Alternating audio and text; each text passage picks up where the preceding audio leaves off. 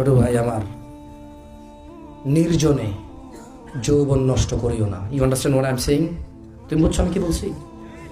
একাকিত্বে নির্জনে নিজের যৌবন রিজিক, এটা কেমন আমি তোমারে বলি, ওয়াল্লাহি তোমাদের কি হয়েছে ছোট ভাই আমার, তোমরা কেন জিনিসটাকে সহজে নাও না?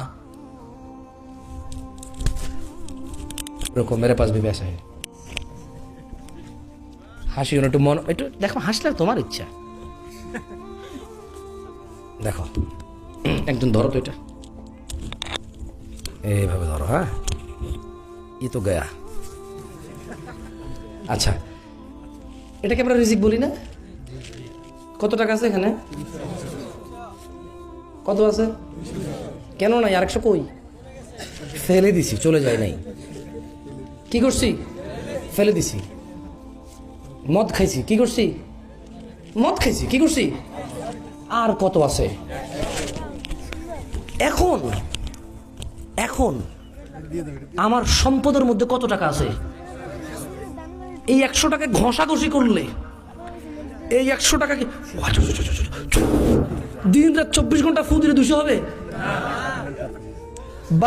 বালিশের নিচে রেখে দিলে, ফজরের পরে উঠে বকুল নিচে রেখে দৌড়াদৌড়ি করলে, হ্যাঁ হবে? 200 হবে? তো যৌবনটা তো এমন, তোমাকে আল্লাহ যতটুকু দিছে তুমি ওয়াশরুমে ফেলে দিচ্ছ না, তুমি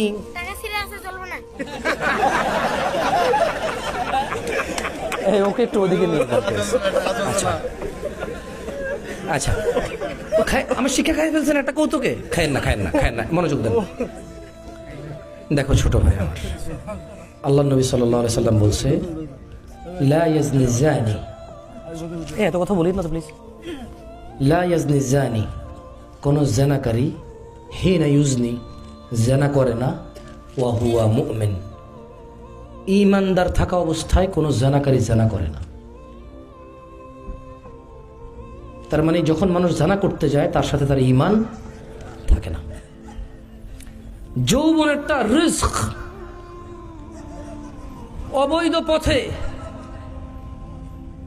আপনি একটা জিনিস জানেন? আচ্ছা